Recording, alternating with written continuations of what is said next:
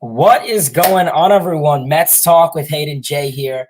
What is going on? I hope everyone is doing extremely well. For once, the first time in about a month, I come on this stream and I have a smile on my face. And I was so happy to come on here today once for quite a bit of time. I decided, screw it, throw on the Mets hat and, of course, the Mets, the 7-line spring training jersey. I figured I'd have to represent. But yeah, what is going on, everyone? Mets Talk with Hayden here. I hope everyone is doing extremely well. And I think everyone in the chat is doing extremely well because the New York Mets won the series against the Tampa Bay Rays. How about that? Who would expect the Mets, who were struggling horribly, were to win the series? Were able to take 2 of 3 from the best team in baseball. I did not expect that. As you know, the last stream, vibes weren't that great. I was really not very happy. And hey, the Mets, they proved me wrong. So super, super, super happy about that. And we are going to be discussing all of the great things that is going on with the Mets team this past series. So yeah, in today's stream, we are going to be going over the New York Mets and the Tampa Bay Rays series summary. So summarizing the good, the bad, and the ugly. A lot more good than what we've been talking about lately. And then, of course, we are going to be going over the New York Mets and the Cleveland Guardians series preview, going over expectations for that. And then, of course, a little bit of the Mets farm system, Mets news, and, of course, all of your guys' comments, questions, concerns, and all of that great stuff. So, yeah, before we get into it, everyone, please smash that like button, turn on those post notifications, tell your friends about this channel. And, yeah, otherwise, that's really all I got for today. So let's stop wasting any more time and let's dive right into it. So getting into game 1, which was Tuesday's game, my apologies. The New York Mets were not able to take game 1 of the 3-game set as the New York Mets dropped game 1 by a score of 8-5. Was not an ideal start. Obviously, this was Justin Verlander's first game pitching at Citi Field in a New York Mets uniform, and things did go south. Things did not go accordingly to, or I should say, for Max Scherzer. As we can see, Scherzer, 5 innings, 8 hits, 6 runs, 2 walks, and 3 strikeouts. Yeah, Verlander just didn't really have the best day. Obviously, the first 2 innings went by smoothly. He was able to get out of the first inning. We know that the Mets pitching staff has been having major complexities getting out of the first inning, so he was able to do that. But then the 3rd inning came, 4th inning, and the 5th inning, and he just had a hard time. A couple pitches over the plate, a slider that wasn't able to get over, and a curveball just hung over the plate, and the Rays batters were able to kind of lean back on it and put it out of the ballpark. So a lot of hard contact given up from Verlander. His day was done after 5 innings, got booed big time. The fans were not happy. And, I mean, hey, I don't blame them at all. Last couple weeks, or, starting pitchers were not going deep into games. And if, they were going 5-6 innings at all, they were giving up too many runs. That is, needed, I guess you could say. So, definitely not the most ideal start for JV. The bullpen came in, Dominic Leone, an inning, giving up a hit, a run, a strikeout. Josh Walker came in for his New York Mets debut and his MLB debut. He finally got the call up after David Peterson was sent down to AAA. The Mets called up the lefty from AAA Syracuse and Josh Walker. He's a guy who, in my opinion, I think definitely could be a little sneaky. Hasn't been quite the same since he got hurt a couple years ago, but you never know what he could be made of. He came an inning, struck out 2. Then Drew Smith came in, an inning, a hit, a run, a walk, a strikeout, and then Adam Ottavino came in for an inning to strike out 1. So the pitching obviously giving up 8 runs, 10 hits, not an ideal performance for the Mets pitching staff. They were booed a whole lot by the fans. But then the offense is really where, the offense did their job, I would argue. 5 runs, 6 hits, getting things started in the 5th inning while this game was, down 6-0. The Mets thought that their life was over. Brett Baty decided to come in and, give the Mets some life. Brett Baty in the 5th inning had a solo home run to right center, 419 feet to put the Mets on some action. Then the man, the myth, the legend, Pete Alonso decides to crack this game to an extent close up as he hits a 2-run homer to left, 412 to bring in himself and Jeff McNeil. So Pete Alonso, that was his 14th home run of the season. And then in the 9th inning, the Mets tried to battle back as Eduardo Escobar had a 2-run homer to left, 376 feet to bring in Alonso and himself, but they were just 3 runs short. So the Mets were not able to get the job done. It's unfortunate, but hey, in baseball, it happens. So the Mets dropped game 1, 8-5. Verlander gets his second L on the season. Getting into game 2, and boy, this is where the excitement really comes into play. The Mets won this game by a score of 8-7. How about that? Last night's game was insane. I was debating on going live for it.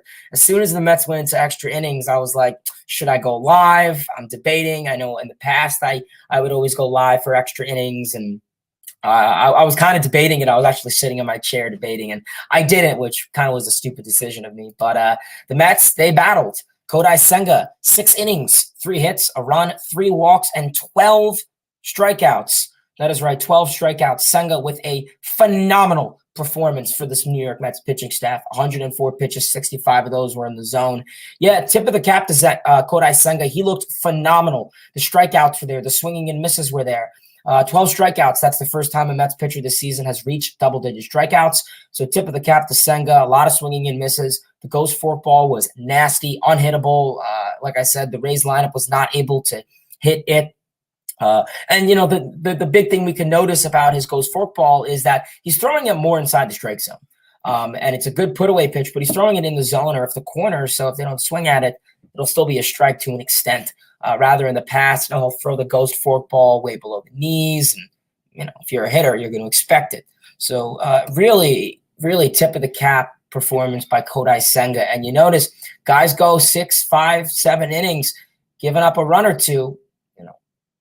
You're still going to be in a ball game. So that's really something that this New York Mets pitching staff is going to have to continue to really go on. So, yeah, tip of the cap to Kodai Senga. Jeff Brigham came in for an inning of relief, giving up a hit, a run, a walk, 2 strikeouts.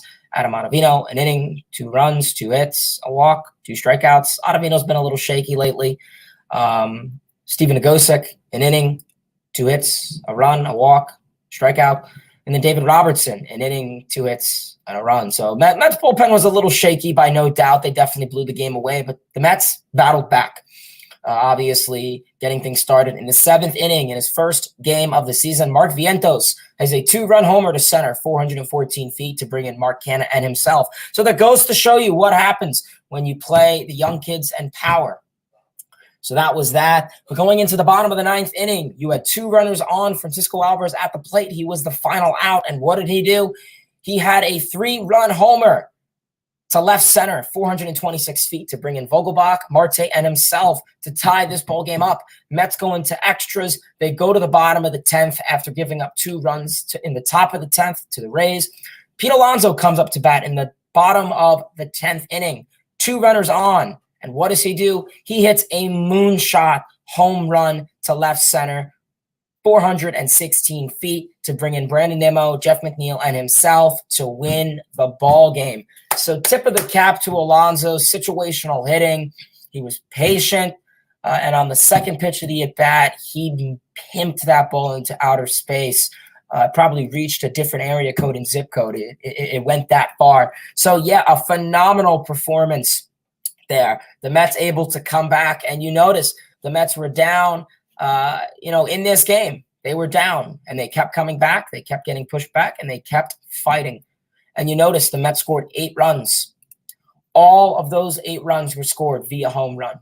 Mark Vientos, 2-run homer. Francisco Alvarez, 3-run homer. Pete Alonso, 3-run homer. I cannot emphasize enough how much important power is. I do not care for the hitting philosophy of the small ball approach of singles. No. I like that line drive mentality, power, hard exit velo. And that's what you saw out of this game. And, hey, you got the results.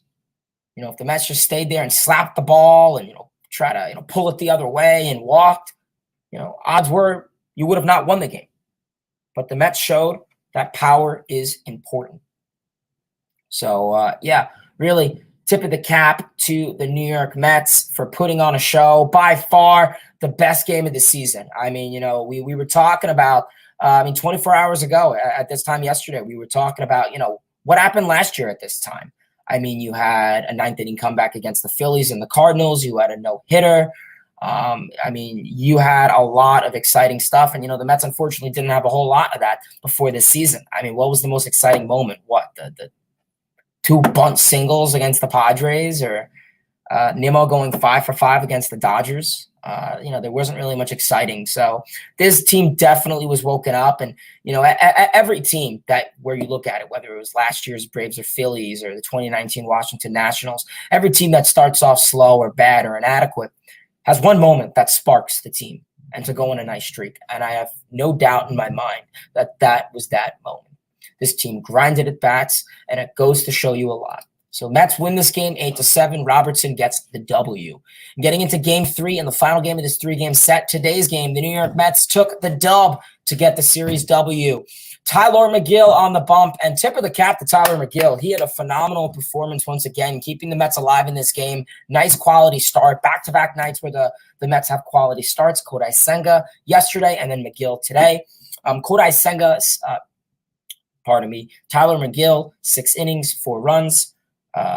4 hits. So 6 innings, 4 hits, 2 runs, a walk, 4 strikeouts. He looked good. 79 pitches, 48 of those were in the strike zone. Pounded the strike zone. I was getting a lot of swinging and misses. His stride looked good. His velo was actually up a little bit. I did notice on the fastball. His slider looked good. A lot of good movement on it. Didn't really leave any hanging pitches. Not a lot of hard contact. Got a couple hard hits from, I want to say it was Paredes, but, found a glove. And yeah, like I said, if he walked guys, which he hardly did, his command was there, his control was there, he would get a double play to immediately get out of it. So that is really what you like to see from Tyler McGill. By no means a much needed start from McGill after, kind of a rough beginning start of the season. So McGill by no means needed this start. Back-to-back wins for him. So that's definitely maybe something's cooking for McGill. Maybe he's figuring it out a little bit. Following that, Brooks Raley came in for an inning of relief, giving up a hit, 2 strikeouts. So good to see Brooks Raley show off his dominance. Jeff Brigham, an inning, 7 pitches. So easy performance. And then David Robertson with the save. An inning, a hit, and a strikeout. So good to see David Robertson there. Very clutch, obviously. 1 out, runner on second. Got the 2 ground balls to the right side of the infield that was hit lightly. So the pitching did the job. Goes to show you the pitching only 2 runs, 6 hits. Goes to show you what happens when your pitching can, do their part. In terms of the offense, it wasn't a whole lot, but hey, the pitching did their job. So the Mets obviously scored 3 runs, 8 hits. Getting things started in the first inning, the Mets were able to score in the first inning and able to take advantage against Taj Bradley. His command was not there, had a hard time locating the zone. And when he did, it was kind of in a shitty part of the strike zone. Obviously, Brett Beatty had an RBI ground out to first base to bring in Francisco Lindor. Doesn't matter. It's run creation, fundamental baseball. That is what you will take, and that is how you need to score runs. Could have easily had a double play, got out of it, but no, he drove in a run. Then heading on into the 4th inning to break open this ballgame, Pete Alonso gives the Mets the lead. He has a solo home run to center, 446 feet. So that, once again, is his 16th homer of the season. So Pete Alonso continues to lead the league in home runs. And then in the 6th inning, once again, to give the Mets the lead, Tommy Pham had an RBI single to bring in Jeff McNeil. So once again, the Mets are down and they fight back, they battle, they don't give up, and they play to win. So the Mets won this game as stated, 3-2. Tyler McGill with his 5th win on the season, and David Robertson with his 8th save of the season. Robertson has been very good in save situations, 8 for 8, if I may say. So tip of the cap to David Robertson, Tyler McGill. Obviously, Jeff McNeil had a good day, 2 for 4. Pete Alonso, 1 for 3 with the home run and the walk. Tommy Pham, a lot of people were going after him. He went 2 for 4 somehow. Escobar has been looking pretty decent. He had a good series. But yeah, overall, I would say in terms of who really came into clutch and had a good series, I would say the 3 guys are Pete Alonso, Jeff McNeil, and Kodai Senga. Jeff McNeil had a really good series that wasn't discovered a lot. 2 hits today, 2 hits yesterday, and 2 hits in game 1. So definitely good to see McNeil providing some offense. Obviously, Pete Alonso had 3 home runs, game 1, game 2, and game 3. So he definitely was hitting the ball hard. So you'd like to see that. And then Kodai Senga, obviously, with the best performance in his Mets small career so far. So the Mets take 2 of 3. So that is needed. And it goes to show you what happens. They let the kids play, and you won. So good to see. Here. So now let's get into the New York Mets and the Cleveland Guardians series preview. As stated, the Mets were fortunate enough to take 2 of 3 from the best team in baseball. And now the Guardians are coming into town. So the New York Mets are going to see what they can get against the Guardians. I mean, you take a look at this Cleveland Guardians team. And, looking at this Guardians team, they're an interesting team. They're in a tough division, a couple games under 500, of course. As I said, the AL Central is really not the best division in my opinion. But, with that said, can't create your family. So that's kind of how it goes sometimes. But taking a look-see at it, the Guardians are coming into town, and they are 20-23, 11-11 on the road. Yeah, I know if you hear the thunder outside, I apologize. It's pretty crappy weather outside right now in Florida. Yeah, they are coming into town. Looking at the Guardians, they're a team that doesn't hit for a high average, doesn't get on base a lot, doesn't hit for a lot of power. They're a small ball team also. They don't score a lot of runs. I mean, I wouldn't be surprised if, we see some 1-run ball games or, a 2-1 ball game or something like that. That definitely can happen because, like I said, the Guardians are a team that doesn't score a lot, but they rely heavily on their pitching, heavily on their pitching. They have a great pitching staff so far this season. Obviously, Shane Bieber and a couple other guys that are coming in big for them. But coming into it, tomorrow's start, Friday, the black jerseys, 7-10.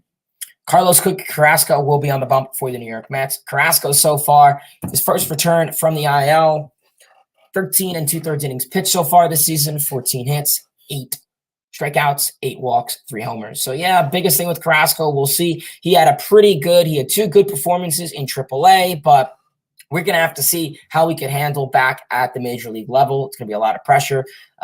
Friday night, I think expectations will be a little bit higher considering that you took 2 or 3 from the Tampa Bay Rays. I guess Carrasco, like I said, get out of the first inning, keep the pitch count low. Don't give up hard contact and have control of the strike zone. Like I said, before he went on the IL, home runs and walks were a big thing. And if he can keep the ball in the ballpark and limit the walks, keep the pitch count high, let the bullpen give him a little bit of rest, I think that could be big. So, I'm a little nervous as well for Carrasco's start, but hey, I think it's better than David Peterson because, at least here I think you have a chance. And then obviously for the Guardians, they will have Cal Quantrill, the right-handed pitcher who's been having a pretty average season, I would say, so far. Getting into game 2 of this 3-game set, which will be Saturday's game, a 4:10 Eastern Standard start. The New York Mets will have Mad Max Scherzer on the bump. Scherzer so far is 3-2 on the season, 4.88 ERA, 1.30 WHIP. Obviously, he's pitched 27 2/3 innings pitched, 24 hits, 26 strikeouts, 12 walks, and 6 homers. Scherzer, once again, a guy who is going to need to have a good outing. So we can see his numbers so far this season to start off are not looking great. They're not adequate at all. The walks are there. The home runs are there. He's given up a lot of hard contact. Keep the ball in the ballpark. Find command of the zone. He looked good in his last outing. I will give him that. Against the Nationals on Mother's Day, he looked good. Pounded the strike zone. Slider looked good. Got some swinging and misses. And, quality start, kept the Mets in the game. And I think Scherzer hopefully could build off of that from his last start against the Guardians lineup, who is a small ball team, doesn't hit for power. So that is a good thing. They're last in home runs in MLB. So that's definitely a good stat, you could argue. And then obviously for the Cleveland Guardians, they will have Tanner Bibee. Apologize, I probably mispronounced that name, but he will be on for Guardians. Pretty average season for him as well, the right-handed pitcher. And then getting into game 3 in the final game of this 3-game set, Sunday's game, and the Mets will be on ESPN Sunday Night Baseball, hoping for good results, as Justin Verlander will be the starting pitcher most likely. Verlander obviously should hopefully have a better start than his last start at Citi Field, where he got absolutely shelled. So Verlander, 17 innings pitched so far this season, 15 hits, 15 strikeouts, 5 walks, 4 homers. Once again, moral of the story, this Mets pitching staff needs to keep the ball in the ballpark. They're giving up too many home runs and walking too many guys. And like I said, you're playing against the Guardians, a team who doesn't hit for power, doesn't have a high OPS, high slugging, and that's good. So if you keep the ball in the ballpark, Verlander, JV have a similar outing to the one in Cincinnati. If he gives up a run or two, okay. Keep the Mets in the ball game, command of the strike zone, mix up your pitches, has a good arsenal, of course, fastball, slider, curveball, changeup, and etc. So, JV, he's a veteran, he's a pro. We'll see how he goes in Game 3 on Sunday Night Baseball against Shane Bieber. So arguably could be a pitching matchup. Bieber has been having a pretty good season so far to get things started. Obviously, 56 and a third innings, 43 strikeouts, 13 walks. So good strikeout to walk ratio. Shane Bieber's been having a pretty good season. Definitely a Cy Young caliber season once again, and has been a really good pitcher in baseball for the last couple of years. So we will see how that will go for him. So, that is the New York Mets and the Cleveland Guardians series preview. A lot to take in. Mets expectations, I would argue, are a little bit higher. I would argue, considering you took 2 or 3 from the Rays. We'll see if they could take arguably at least 2 of 3 or sweep the Guardians. Like I said, below 500 team. You could argue a similar spot to the Mets. They don't hit for power. They don't slug. They don't, small ball team, but they rely heavily on their starting pitching. And that's what's been carrying them. So we'll see what the Guardians are capable of against the Mets. Obviously, my 3 guys to keep an eye out for on this Mets series. Number 1, Pete Alonso. I mean, this dude has been going crazy good so far. This past week, obviously, he had a phenomenal series against the Tampa Bay Rays. We saw his power and his plate discipline. He didn't strike out a lot. He had a couple walks mixed in between, and he's been hitting breaking balls really, really well. And the Guardians pitchers that are starting are heavy on breaking pitches. So we'll see if Alonso can take the breaking pitches and the sliders. That's his bread and butter. Those are the pitches he loves to moonshot off of. So, I guess we're going to have to see what Pete Alonso is capable of doing this Mets and Guardians series. Obviously, all righties. And, Pete Alonso has pretty decent numbers against righties, I would argue. A lot of his homers are on lefties, but lately he's been in for a lot of power against righties, which is kind of interesting. Baseball's a weird thing like that. So we'll see how Big Meat Pete can fare in that. Obviously, taking a look at his power numbers or his statistics, the last 7 games, obviously, he has been balling. And, of course, my computer is not going to show it to me, so let me go on my laptop over here. Pete Alonso. Hate Apple computers. Obviously, Alonso has been going off. My apologies. Obviously, if you look at it, the last 7 games, 3 homers. So, obviously, he had 3 homers in the last 3 games. So we'll see if he can build off of that. He almost had 2 today. Obviously, he had that one to right center that was on the warning track. So his power is dangerous. So Alonso is finding his groove. He's my number 1 guy to keep an eye out for the Mets on this series. My number 2 guy is going to be Jeff McNeil. Like I said, Guardians, small ball team. Jeff McNeil, small ball player. So I don't know. I just kind of have that connection that maybe the Guardians pitchers, might throw him some stuff. McNeil's been looking pretty decent the last couple games. Not like elite, but he's putting up average numbers. He's getting on base. He's walking. He's not really striking out, and he's putting the bat to the ball. So I think McNeil could be a guy to keep an eye out for on this series. Obviously, the last 7 games, he has 10 hits, 2 RBIs, batting .345. OBP at .333. So he's getting on base a good amount, you can argue. So he will be my second guy to keep an eye out for.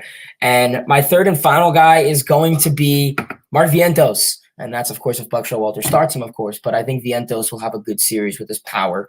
I think, see a couple strikeouts, a couple ground balls, but I definitely think his power could be nice. We could see some extra base hits and maybe even some more home runs. I would definitely be in favor of seeing Mark Vientos hit for some nice power. So, yeah, we're going to have to see how that goes. My three guys to keep an eye out for on the Mets and Guardians series is Pete Alonso, Jeff McNeil, and Mark Vientos.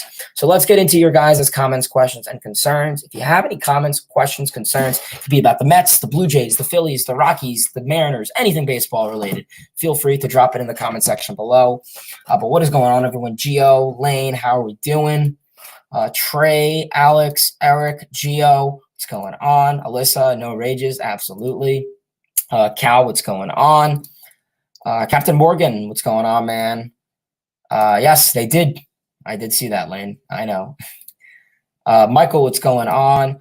Kobe says, hey, Hayden, great stream. Or great series win against the Rays. Great jobs by both the pitching and offense. And exactly, both parts did their job. Like I said, baseball's a 50-50 way. You need your offense to partake and your pitching to partake. And that's what the Mets did. And, hey, they got the results that they wanted. So tip of the cap to the Mets.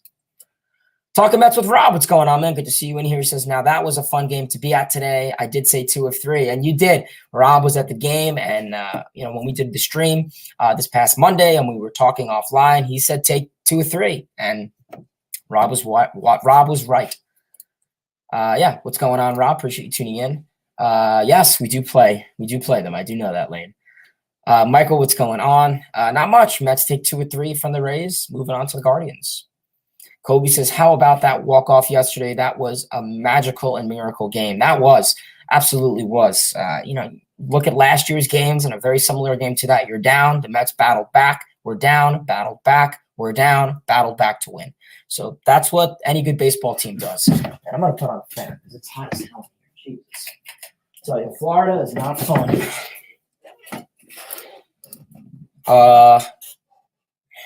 Lane says the Mets send down Guillorme and Dennis Santana to bring up Cookie. I did see that. Peter, what's going on? Christina, how's it going? Trey says the Mets won a series. The Mets won a series. The Mets won a series. And against the best team in baseball, too. Baseball, man, you never know what's going to happen. And that's the thing. I mean, the Mets have horrible series against the Tigers, the Rockies, the Nationals, and the Reds. And then, they come against the best team in baseball and play like one of the best teams in baseball. So that's good. Lane says, I'm going to the Mets game with my dad on June 2nd versus the Blue Jays. That's nice, man. Have a good time. Hopefully the Mets eke out a win then. Hopefully you enjoy that. Let me know how it goes. Send pictures. Alex, what's going on? He says, so happy the kids are playing. They are getting positive results. We are getting positive results from them. Beatty, Alvarez, and Vientos are something special. And I agree. And, I think looking at the Mets, listen, I think it's important. Let the kids play. And we saw yesterday's game.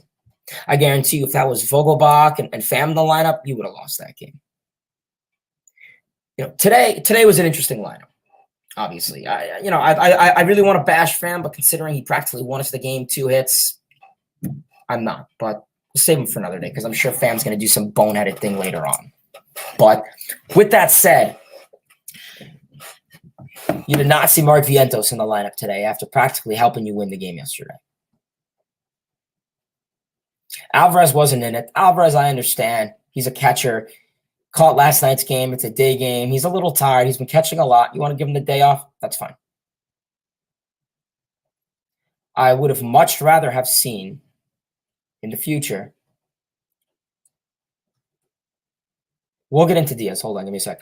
I would much rather see in the future Beatty and left, Vientos at third. I'm tired of seeing Tommy Pham and Daniel Vogelbach taking the at-bats away from Vientos, from Beatty, from Alvarez.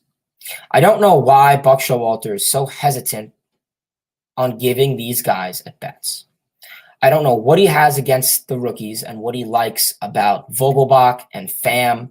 I don't see his fascination with them. In my opinion, Daniel Vogelbach is the most fucking useless player in baseball. He has hit for 0 power this season. 2 home runs, and both of those were in games that were way out of reach when the game was practically over. 0 for 4 by big surprise. He doesn't do shit. Doesn't even swing the bat. He just stands there in the batter's box. And today he actually swung the bat and managed to strike out 2 times, leave guys on. He's useless. And even if he's a decent OBP guy, which now he hasn't been lately, he offers no speed on the base, and he's not a threat on the base paths. He's a station-to-station guy, and he's a horrible base runner, if I may say. I mean, we saw the pick-off at second base, which was so stupid a couple weeks ago. So I'm done with Vogelbach. I think he's a bum. I'm done with him. Listen, if you're going to DFA him, okay, that's one thing, but put him on the bench. I don't want him taking the at-bats away from guys who can offer something. Vogelbach plays no position. He offers nothing. Vientos offers power, defense. I would argue speed, power, launch angle. Same for Beatty. Alvarez, same thing. What does Vogelbach offer? Nothing. I could have honestly taken his role today and gone 0 for 4, no doubt. So, yeah, I'm done with Vogelbach, and I don't know why Buck Showalter has faith in Vogelbach and in Pham. If we're coming into the Guardian series and he's still playing that crap, Epler needs to have a conversation with him. Or somebody does. Someone with the brain needs to have a conversation with him. Because I give Beatty, give Vientos, and give Alvarez a chance. And we saw when they play, the Mets are doing pretty well and they're winning games. So, you know, it's just something that needs to happen. Stop playing Pham and Vogelbach and start playing Beatty, Alvarez, and Vientos more. They need to make these guys everyday players. I don't know why they are not. You know. So we'll see. Talking Mets with Rob says quality starts are so much important and gives your offense a chance to come back. Exactly. And I mean, you saw a lot last year. There are plenty of games where this Mets team would win and lose games 4-3, 4-1, you know, four-run games at most. You know, you can't win ball games if your starting pitcher goes out there and gives up, 6-7 runs every start. It's going to be hard for your offense to come back. Plenty of games where the Mets would win 1-0. That's baseball. That's how it works. But if your pitcher is going to go out there and melt down and, constantly put you up behind, well, then that's not fair for your offense, and that's an issue. So, yeah, I mean, we're really going to have to see how things go with that down the line. The Ghost Fork is a lead. Yeah, it looked good, Cal. It really did. Yeah, it really did. Senga is awesome. Yeah, no, Christina Senga's been obviously back-to-back starts. He's looked good. Same with Miguel. So, I'm not the type of person to be super optimistic right now. Still a little cautious, but, have a little smirk on my face right now. Sorry I keep itching. My allergies. Jesus. Let's talk Mets talk. What's going on? I like that name. Very similar. He says, LGM, awesome to see the Mets bats come alive. Yeah, absolutely. I mean, this Mets offense was just needing to break out, and we saw what happens when they hit for power and when they could get on base and hit and drive guys in and hit home runs with players on. Gives them a chance. So, yeah, super happy about that.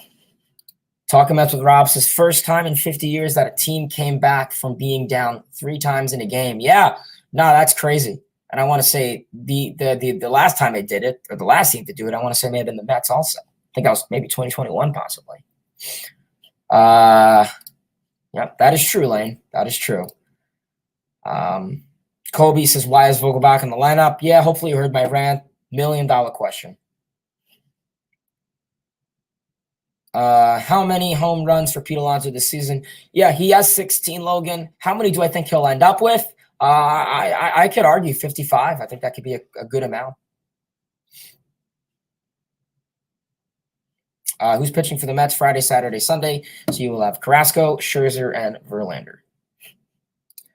Trey says, I really like Senga. His passion and discipline on the mound is superb. Yeah, I mean, he's a great athlete. And, I definitely think he's still adjusting to the MLB. He's still adjusting to Major League Baseball. And, as soon as he's fully adjusted and settled in, whether that's a year, maybe August, September, definitely keep an eye out for him.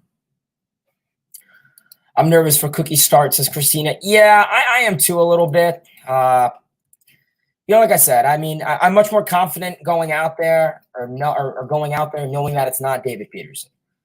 Because if it was Peterson, you'd see some bullshit, 5 innings, 7 runs, 3 walks, a strikeout, Peterson wouldn't give you a chance. I mean, the Mets are at 1-8 when David Peterson plays, and he's 1-6. So at least Carrasco, you have an opportunity to win. You have a chance. And like I said, if Carrasco can go out there and give me 5 innings, a run or 2, I'll take it. And then if your bullpen isn't taxed, which they haven't really been a whole lot taxed the last couple of days at least, then maybe, you go a 6, 7, 8, 9, and boom. So we'll have to see how things go there. But, definitely things seem a little bit much more optimistic with Carrasco, considering he just physically and mechanically, he looked a lot better in AAA Syracuse. Regardless of the result, just mechanically, he looked a lot better. His velo, that was a concern. So we'll see how that goes. Captain Morgan says, really need to bring young guys. Really need to bring young guys. They need to play every day. Done with Vogie and Pham. Yeah, no, man, that makes 2 of us. You are preaching to the choir. Like I said, time goes on. We'll give it a couple days, a week or 2, and if the Mets are playing well, and just so happens that Vogelbach and Pham and really just those 2 guys, I guess, are going 1 for 4 or 0 for 3, and aren't contributing and are kind of killing the team, I wouldn't be surprised if Buck maybe gets a little spark in his head saying, I'm playing Vientos once a week and he's, going 2 for 4 with the home run. Maybe let's, turn on the brain cells a little bit. Maybe that'll happen. Carlos is surprised Vientos did not play today. Yeah, I am too, considering, he played phenomenal yesterday and his award is getting benched. So Buck's excuse today, he's not quite an everyday player. Yeah, I think that's dumb. Next shift, what's going on? He says, hey, man, can your Mets and my Blue Jays going to figure out our starting pitching and bullpen, bro, LMAO. Yeah, obviously, fellow Blue Jays fan in the chat. Yeah, obviously, Blue Jays pitching hasn't been doing crazy good lately either. Alek Manoah, definitely one guy who has been very unfortunate so far this season. He has not been figuring it out. Alek Manoah was great for you guys last year and in 2021 when he got called up. Just hasn't really been able to have any success at all this season. So hopefully he could figure it out. Otherwise, it seems Guzman looked pretty good last night. Chris Bassett has been having back-to-back good starts. Obviously, Bassett had the shutout yesterday. But I want to say back-to-back starts where Bassett gave up no runs. So, yeah, tip of the cap to him. And then, the bullpen too, of course. Carlos has got to start winning series. Absolutely, Carlos. That's all you need to do. I don't care for sweeps. Take 2 or 3. Take 2 or 4. You get that? That's 90 wins. Give me 1 second.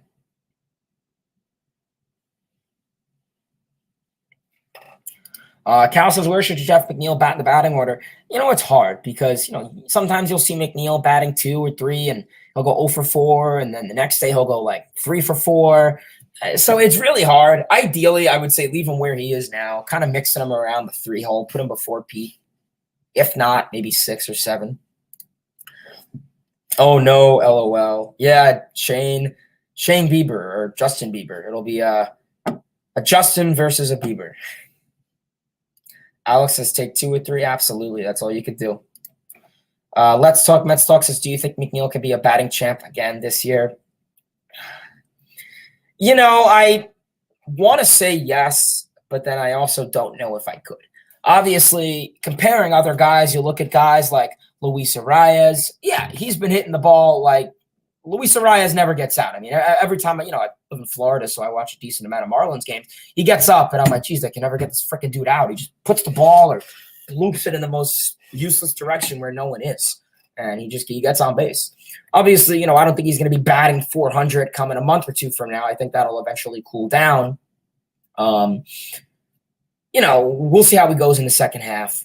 But when it comes to average right now, you look at guys, Luis Arias, Ronald Acuna Jr., Yandy Diaz, Bo Bichette, Freddie Freeman, Brandon Nimmo, Nico Horner.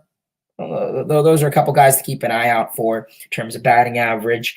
You look at Jeff McNeil, where is he hovering in terms of average? He's hovering 282, OBP at 362. So, yeah, I think if McNeil can continue to have these games where he goes 2 for 4, 2 for 3 with a walk, that'll help him. But if he's going to go 0 for 4 every other day and, like I said, we'll see. McNeil's looking interesting this season. We're still seeing him slap the ball. A lot of similarities to last year. His stance identical to last year. I don't think he's having a 2021 season at all. I think he's swinging a little bit more at crazy pitches, and it's resulting in strikeouts. And he's hitting the ball to the second baseman a lot. So if he could figure that out, which he is, I mean, he's still a good ball player. I definitely think he has an opportunity of being a top 5 in batting average once again. Who knows? Maybe Brandon Nimmo could be a contender for the batting title. He's been hitting pretty well. Didn't have the best race series, but he's been a consistent guy for this Mets offense. So maybe even Nimmo could be a contender for the batting title. I mean, I would love to see that, having Nimmo and McNeil compete for the batting title. Question, do you think Mark Canha is struggling because of the pitch clock? He is starting to come out of his shell, though, says Matthew. Yeah, I don't necessarily know if it's the pitch clock. I don't really know what the reason is. It could be. We know that he's a guy who likes to take his time in between pitches. He's an OBP guy. We know that he said in the Milwaukee series, when he got called out for the time clock violation, he says that, in between pitches, he likes a second or two to look at the jumbo board or scoreboard, whatever you want to call it, and observe the velo and kind of make his assumptions on, what's coming next. And, the pitch clock doesn't fully get rid of it, but it could make it a little bit harder to observe and think in between at bats. So I don't know. But, maybe he's getting used to it now. I mean, everyone's going to get used to it. You're seeing a lot of guys who were struggling in the beginning are now getting used to it. And same for the pitchers too. So, with Canha, we'll see. Mike Spy, what's going on? He says, LFGM went to the game today, had a blast, tons of streakers in the 8th inning. I did see that. I saw on Twitter that there were, I think, 2 guys that were running around in the outfield, and security had to tackle them and escort them out. So that was pretty funny. And like I said, if Mets are having a good time, go for it. How do you feel about the Yankees? Yeah, I mean, Yankees are an interesting team. I mean, right now they're struggling from injuries. Obviously, you look at a lot of guys that are out: Severino, Rodon. Obviously, Domingo Germán was suspended for substances. So, yeah, I mean, we'll see how the Yankees go. A couple games over 500, tough division. So I think that's going to be the biggest thing for them. LFGM. Do I like pitch clock? No. Bigger bases? Yes. Pickoffs? Sure. Shift? Decent to an extent. Limitations. What's the news at Edwin Diaz getting into the Mets 2023? I don't know if he will. We heard a couple rumors he may come back in September, October by the playoffs, but even then you got to be cognizant. Captain Morgan says, I watched the last 2 episodes back to back. Well, I'm sure they were definitely different emotions. I do not like the pitch clock. Kobe says, I hope the A's move to Las Vegas. They would thrive out there. They absolutely would. Jack is in agreement. Do you call up Jet Williams? No, he's in low A ball. Way too young. Good vibes right now, says Seth. I absolutely agree. The vibes for this New York Mets team are looking good right now. Cal says, does David Wright have an actual path to be does David Wright have an actual path to the Hall of Fame? Not sure when he's eligible, or really just be remembered as a Mets great. I definitely think he could be like a second ballot Hall of Famer. Definitely think he's a Mets great, but it's a possibility. GM. So Cookie on Friday, will Budo make any more starts or no? I don't think so. Unless it's like a doubleheader, rain out or something, and they need the extra man, maybe they'll use Budo. But I say let him continue in AAA to thrive and do what he needs to do to succeed. So yeah, we'll leave him in AAA for now. Good to see back-to-back quality starts. Starting pitching is going to be key this year. Yeah, it was last year, and it's going to be this year. How do you feel about the Reds? I think they're a decent team. I don't think they're as bad as they were last year. India's having a pretty good season. Lodolo's pretty good. Green's pretty good. So maybe a year or 2 they could be in contention. And that division's kind of interesting. And this is an interesting question that Michael asks is, do you think Buck Showalter's a little lost this season? And I love Buck. The Mets won a lot of games last year from him. We know the players praised him last year. They said, in situations, Buck told me to do this. Buck told me to do that, and it made them win games. We saw that base running time in Miami with Nimmo. After the game, he said that was all Buck. And And I don't know. I was talking about it with Rob, and we were kind of saying how, maybe with how successful the team was last year, Buck kind of figured coming into this year he could take a little bit of a step back. Maybe that wasn't the best move or the best decision. I don't know. I think his bullpen management is a little iffy, which it always has been. But the lineups is something that I feel, he is lost in. And we talked about it a couple minutes ago. If you want to rewind 5 minutes ago, if you're watching this on replay or just tuning in now, but what is Buck's fascination with Vogelbach and Pham? And what does he not have an interest in Beatty and Vientos? I don't get it. Trace is unbelievably enough. We only 6 games back after almost nonstop losing, which is, and I'll tell you, that's crazy. So keep the division close. That's all I ask for. Connor says, how strong is the Mets bullpen, would you say? I feel since we lost Diaz, it was still a blow, but still decent in my opinion. Yeah, I think definitely losing Diaz is an unfortunate blow. Now it comes to the point where it's like, okay, 7th inning, it's a close ball game, 1 or 2 run game. Last year it was, you have Diaz the 9th. That's a lock, no doubt about it. But now you don't have that 9th inning as a guarantee for someone. You could use Robertson in the 8th for the high leverage situation, guys, which we've seen Buck do a little bit, and then Ottavino the 9th or someone else the 9th if it's the lower end of the lineup. And we've seen that, which is interesting. I definitely think, Diaz being gone is a little bit of a blow because it kind of mixes up the bullpen a little bit. You've had 1 or 2 games that's kind of been blown by the bullpen. I think that the Nationals game and then that one with Ottavino and the Tigers. And who knows, maybe those games that could have been close where the Mets could have came back in the past. Who knows? So I would argue right now, it definitely is a blow. But I would argue guys like Robertson has been carrying, obviously he's 8 for 8 in save situations, below a 1 ERA. So you definitely like to see that. By no means is this Mets bullpen very good right now. Obviously Jeff Bringham's been pretty good. Adam Ottavino, David Robertson, Drew Smith, Josh, small sample sizes from other guys like Josh Walker. And, we'll see. When Quintana comes back, who's going to get slotted to the bullpen, the trade deadline if they make any moves. AAA, they have some decent guys, Budo, of course. So I guess that's one thing. The Mets bullpen has been pretty good so far this season, but, you don't want to overtax them. It's what, May 18th, and, a lot of these guys are already getting called up, sent down, optioned. They're getting a little tired, and you don't want to tax your bullpen in May. If you're in September, okay. But, you don't want to tax these guys in May. How do you feel about the bigger board? I like it. I think it looks nice. Captain Morgan says the Mets are 9-0 when their pitchers complete 6 innings. Isn't that just a crazy coincidence? It tells you a lot. When David Peterson goes out there and, gives you 3 1/3 with 7 runs, you're not going to be able to do much. But if you're going 6 innings, you're doing something right. What's going on, Gary? Gary says we need to relax and play the kids. Almost time to start grooming a manager of the future. I agree with you, Gary. Like I said, I don't know why. I don't know what Buck Showalter's fascination with Vogelbach and Pham is. He says he thinks Pham's a good ball player. And, maybe 2 years ago, 3 years ago. But we just haven't seen it from Vogelbach. And I just don't understand why Buck Showalter doesn't let the kids play. I definitely think he's a little bit lost this season, by no doubt. I think there's been a couple games that have been lost, probably because of Buck. But you know what? Hopefully he could eventually figure it out. Eventually he's going to realize, and he's going to, fans are going to start hearing it, and the front offices. And, you'd have to be a blindsided idiot if for another week or two, Vogelbach and Pham are, going 0 for 4 or 1 for 4 and contributing nothing, and you're putting in Vientos for a game or two, and he's contributing. So we'll see. Lane says, do you call up Mauricio and Gary Sanchez for the Mets in June? Yeah, we'll see what the Mets do with Gary Sanchez. Obviously, he's in AAA. Possibility they may call him up. We'll see how that goes. Omar Narvaez may be coming back too, so we're going to have to see how that goes.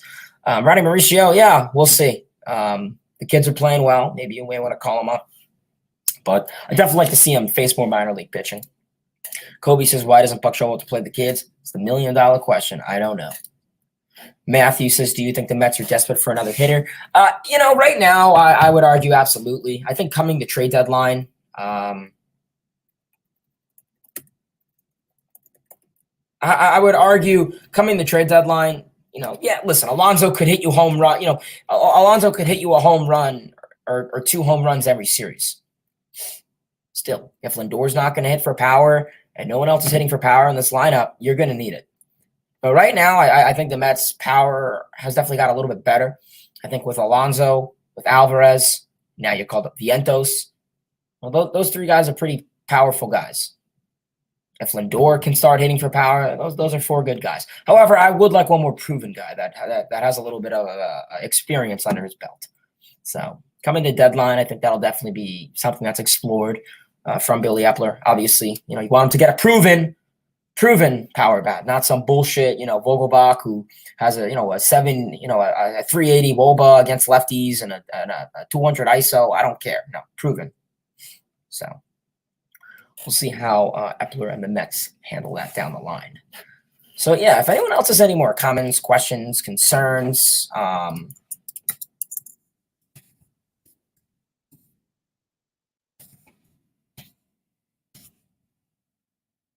just going on Twitter, want to see if there's anything new. Can the Mets sweep the maybe Cubs?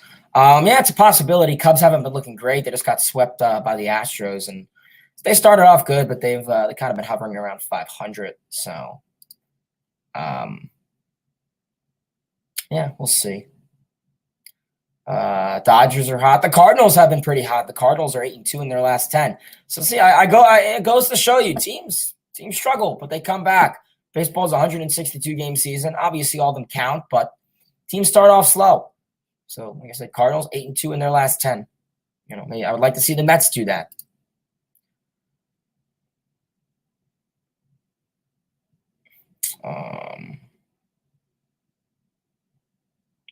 I'm looking on Twitter. Everyone's going crazy for the Alonso walk-off. Tell you, that was good, yeah.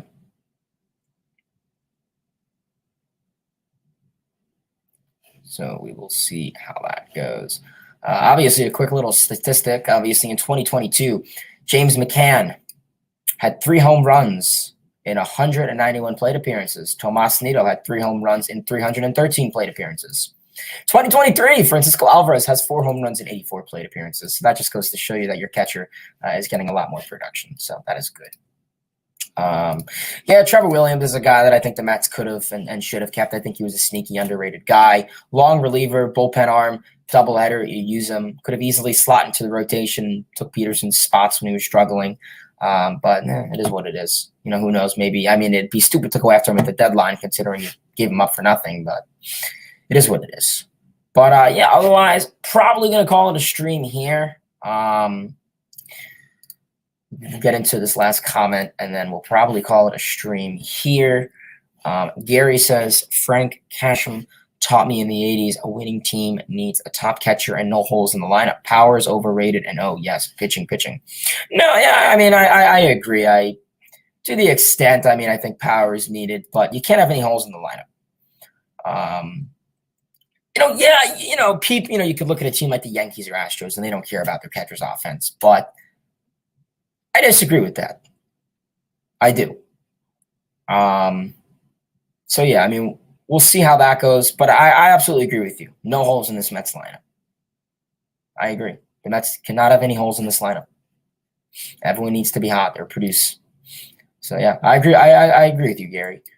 Joe says only in the NL Central can the Pirates lose 7 in a row and still be in first place. The Brewers also lost like 7 in a row. Yeah, I'll tell you, that NL Central is going to be an interesting division. Both the Central, the AL and the NL is probably going to be a shit show. So we'll see how that goes. But, otherwise, we will see how things go down the line. We got a lot of interesting stuff coming ahead for the New York Mets. Obviously, they are obviously going to play the Guardians at home. 3-game set. The Mets have high expectations, so we'll see how that goes. Lane says, how do you feel about the Miami Marlins? Yeah, I think they could be a sneaky team.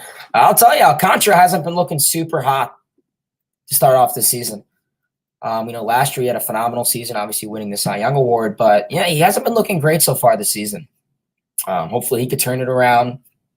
Marlins are a nice young team, a lot of young talent, and their pitching is young. And that is very important to have a young pitching staff. And guys like Edward Cabrera, Jesus Luzardo, Sandy Alcantara, that's good. Their bullpen. Obviously, offensively, they're a team that's improved a lot. Obviously, the Luis Arias signing was absolutely huge for them and was showing because their offense is where they lacked a lot last year. So Laird's been doing much better. He's been in for some power. Garrett Cooper's been pretty good. A couple other bats mixed in. So, yeah, you never know. I mean, do I think the Marlins are going to win the division?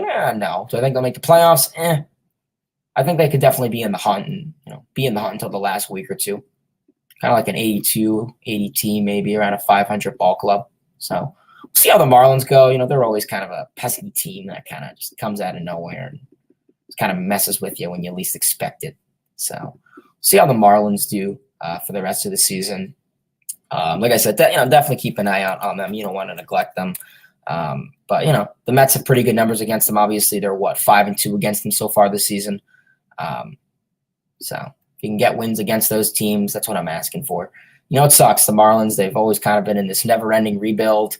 And I live in South Florida, so I go to a couple Marlins games, and they don't get the highest attendance and have the best audience and fan base down here, but I think they're for the few fans who are very passionate. I respect that, and see how that goes for them down the line. Live stream today at 6 p.m. East. Please questions. It was 3 hours ago, May 18th. Today is May 18th. Good. So yeah, I guess we'll have to see how things go for their season. I think it's certainly possible, Lane. Like I said, got 120 something more games to go, something like that. We're only a quarter through the season, so I got a lot to go. But otherwise, we're probably going to call it a stream here. I do appreciate everybody for tuning in to today's stream. As always, we are going to call it a stream. Appreciate everyone for tuning into today's stream. As always, as stated, in today's stream, we did go over the New York Mets and the Tampa Bay Rays series summary, summarizing the good, the bad, and the ugly that happened in that series. Everything that I liked, didn't like, prominently really liked because it was a pretty good series. And then, of course, we went over the New York Mets and the Cleveland Guardians series preview, what to expect coming into that preview.